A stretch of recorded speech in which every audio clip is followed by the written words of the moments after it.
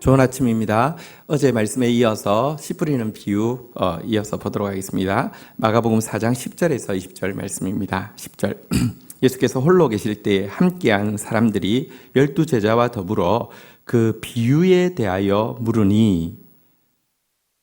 자, 예수님께서 비유를 하셨는데 제자들도 잘 이해를 하지 못하였던 것 같습니다. 분명히 쉬운 내용이지만 되게 잘 이해하지 못하였습니다. 아직도 제자들은 어린아이가 되어가고 있는 과정이었고요. 아직도 제자들은 이렇게 예수님께서 십자가 지시고 죽으시기 전까지는 내 안에 사실은 생각들이 있잖아요. 그죠? 돌 같은 마음이 있잖아요. 예수님 이제 예루살렘 가시면은 나 성공한다. 뭐 이런 마음도 있었고요. 또 여러 가지 그 마음들이 있다 보니까 잘 안 들린 것입니다. 잘 안 들릴 때 물어보면 되죠. 예수님께 나와서 물어보았습니다. 자, 그러자 예수님께서 알려주셨습니다. 11절 이르시되 하나님 나라의 비밀을 너희에게는 주었으나 외인에게는 모든 것을 비유로 하나니 이는 그들로 보기는 보아도 알지 못하며 듣기는 들어도 깨닫지 못하게 하여 돌이켜 죄사함을 얻지 못하게 하려 함이라 하시고, 예수님께서 왜 비유로 말씀하셨는지 이야기하셨습니다. 하나님 나라의 비밀이 너희한테는 이렇게 주어진 것이지만 이 외인들에게는 주어진 것이 아니기 때문이다.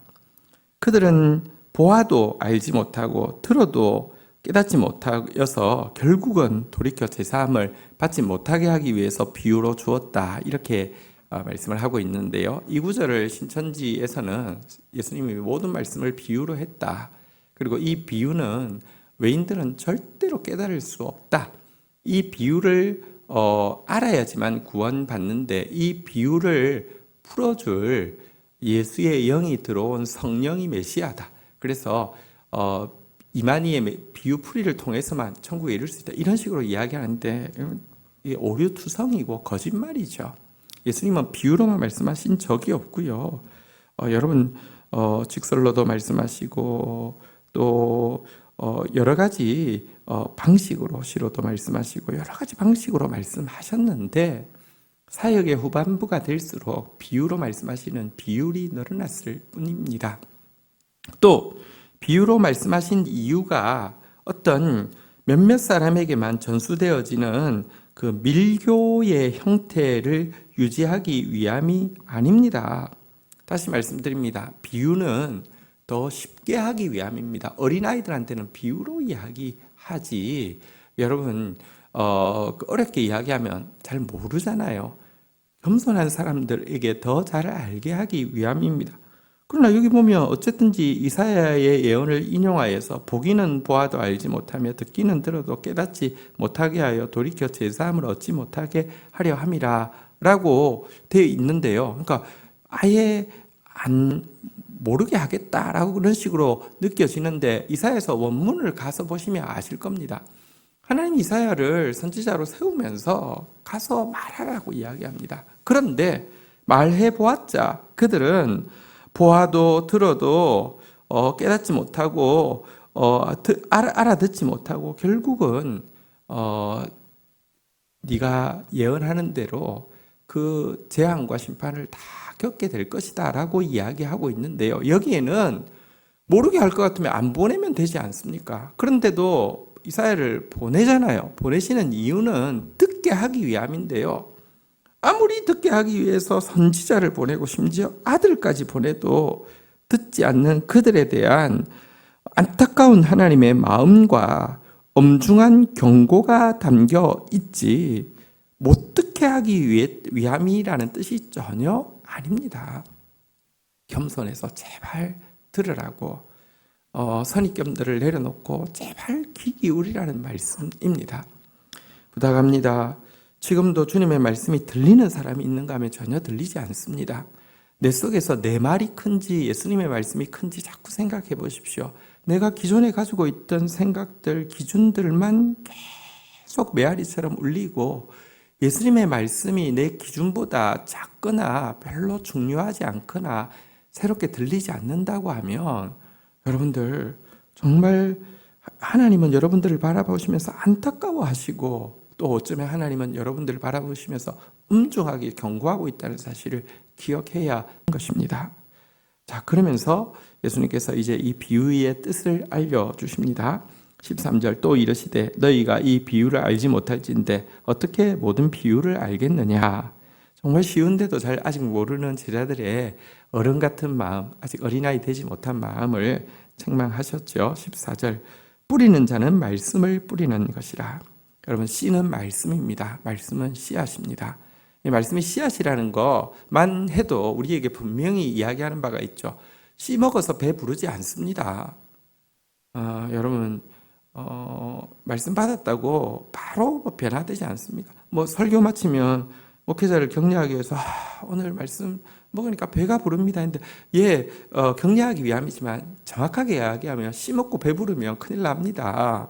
씨는 여러분 심겨져서 과정을 거쳐서 인내를 거쳐서 자라서 열매 맺는 것이지 즉각적으로 하는 것이 아닙니다. 말씀은 씨앗입니다.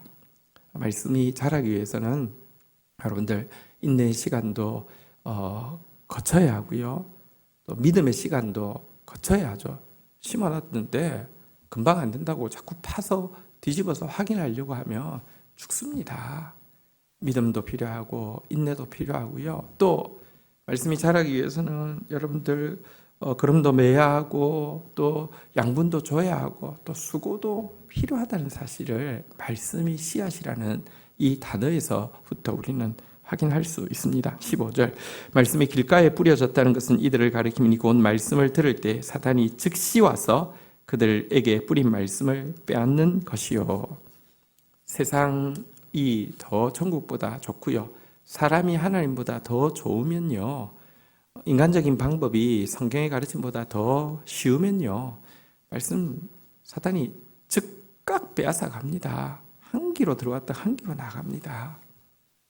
농부가 밭을 자주 다니면 다닐수록 비옥해지는데요. 그 밭에 다른 외간 사람이 자꾸 다니면요. 다닐수록 밭은 황폐해집니다. 여러분의 마음밭에는 예수님이 자주 드나드십니까? 사람이 자주 드나들고 있습니까? 길가밭 되지 않기를 부탁합니다.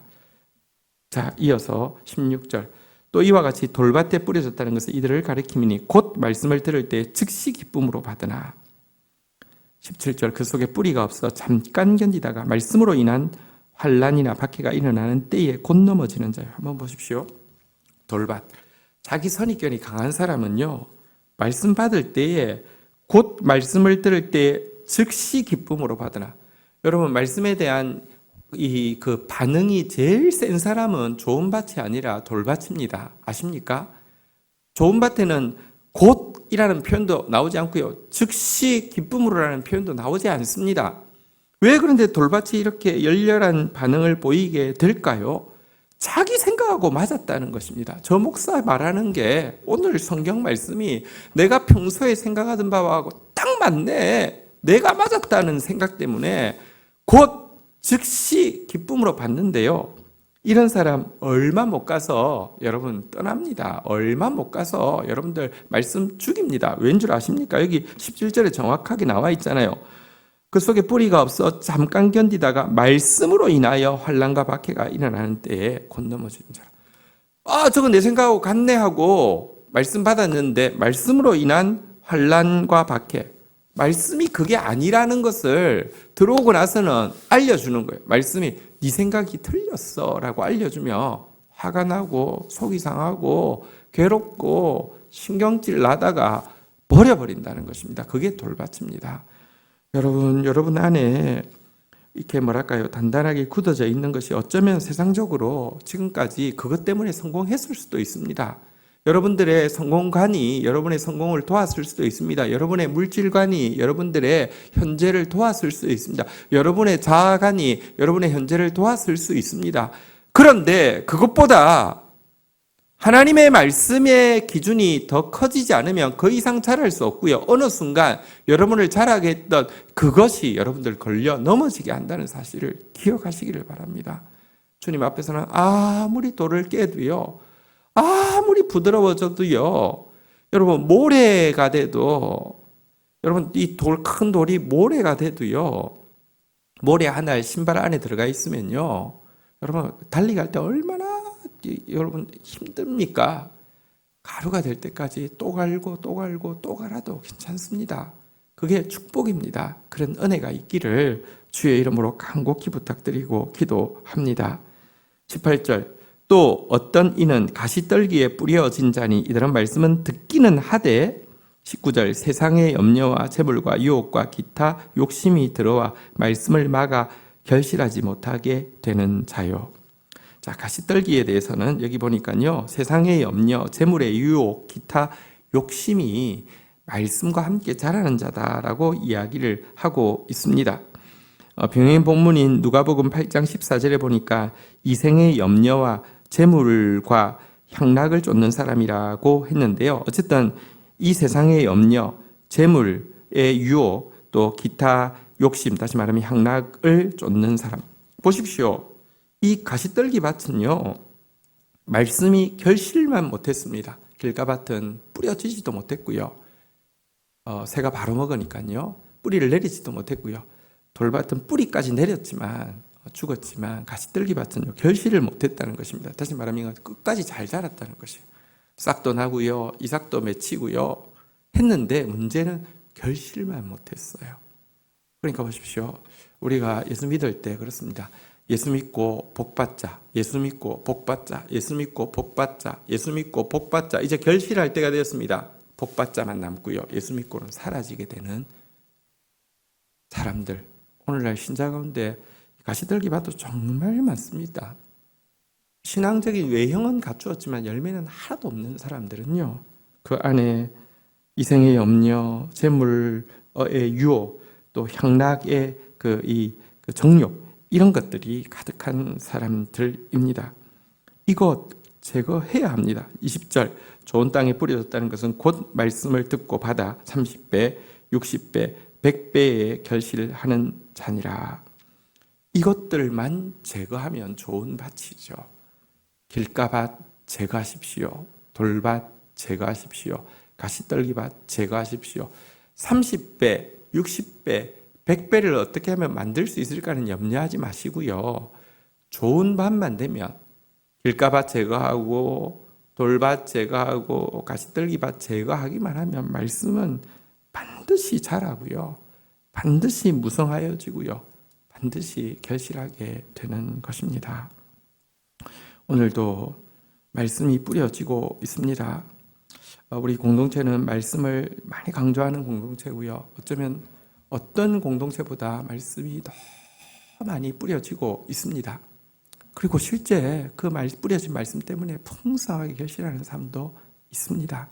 그런데 여러분, 전혀 변화가 없는 사람도 있습니다. 하나님 앞에서 이거 정말 참 안타까운 일이고요. 또 많이 받았기 때문에 많이 찾으실 것이라고 했습니다. 엄중한 경고가 아닐 수 없습니다. 여러분들의 마음밭이, 또 저의 마음밭이 주님 앞에 좋은 밭 되기를 주의 이름으로 축원드립니다. 기도하겠습니다. 주님, 말씀을 제발 알아들으라고, 말씀을 제발 깨달으라고 안타깝게 호소하시며 엄중히 경고하시지만 오늘도 우리 안에 있는 길가밭과 같은 마음이 주의 말씀이 뿌리도 내리지 못하게 만들고 있습니다. 오늘도 우리 안에 있는 돌들이 주님의 말씀을 받았다가 말씀으로 인한 환난과 박해 일어날 때 금방 뿌리 뽑아버리고 있습니다. 오늘도 우리 안에 있는 가시떨기가 이 세상의 염려, 재물의 유혹, 그리고 향락이 하나님 말씀을 막아서 겉모양만 신자이지 열매 맺은 적이 없게 만들고 있습니다. 주님 부탁합니다. 도와주십시오. 또 주님 앞에 결단합니다. 내가 주님 말씀으로 보여주시는 대로 길가를 기경하겠습니다. 돌밭을 기경하여 골라내겠습니다. 가시떨기밭을 기경하여 뽑아내겠습니다. 은혜를 베풀어 주옵소서. 좋은 땅 되어 30배, 60배 결실하여 하나님께 영광 돌리며 많은 사람들을 부욕케 하는 사람만 되어질 수 있도록 은혜를 베풀어 주옵소서. 그런 공동체 되어질 수 있도록 우리를 붙들어 주옵소서. 한 영혼 한 영혼 가운데 역사하여 주옵소서. 예수 그리스도의 이름으로 기도 올립니다. 아멘.